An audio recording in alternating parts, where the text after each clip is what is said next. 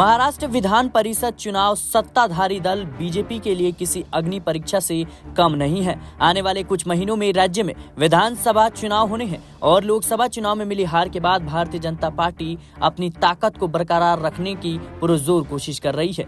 महाराष्ट्र में विधान परिषद के चुनाव 2 दिनों में होने वाले हैं। राज्य की 11 सीटों पर 12 उम्मीदवारों ने नामांकन दाखिल किया है। महाराष्ट्र में एमएलए की स्ट्रेंथ के बारे में बात करें तो 23 वोट जिस भी कैंडिडेट को मिलेंगे वह एमएलसी बन जाएगा। ऐसे में हर पार्टी कोशिश कर रही है कि 23 का कोटा पूरा किया जा सके।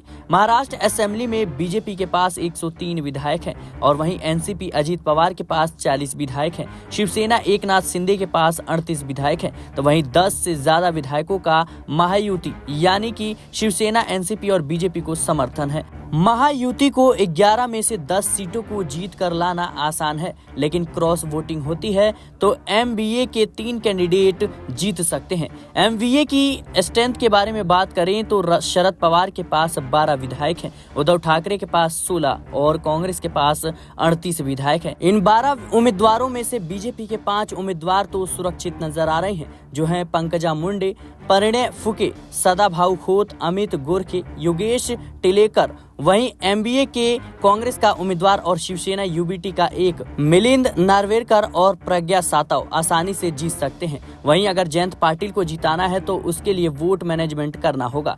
वोटों का मैनेजमेंट क्या होता है? दरअसल 2 साल पहले भी महाराष्ट्र में विधान परिषद के चुनाव हुए थे, जिसमें क्रॉस वोटिंग हुई थी और बीजेपी के कई कैंडिडेट्स जीते थे और उसी रात को एकनाथ शिंदे नॉट रीचेबल होकर सूरत चले गए थे। उसके बाद महाराष्ट्र में सत्ता परिवर्तन हो गया था। इन विधान परिषद चुनाव को हल्के में नहीं लिया जा सकता। अगर क्रॉस वोटिंग होती है तो खतरे की घंटी सरकार के लिए बज सकती है। हालांकि 1 से 2 महीने में महाराष्ट्र में विधानसभा चुनाव होने हैं। महायुति के एमएलए को सीधे सीधे वोट मिल जाते हैं तो पूरी की पूरी 9 सीट निकल जाएंगे। यदि महाविकास आघाड़ी के जयंत पाटिल जीत जाते हैं या 3 कैंडिडेट जीत जाते हैं तो इसका मतलब है कि क्रॉस वोटिंग हुई है।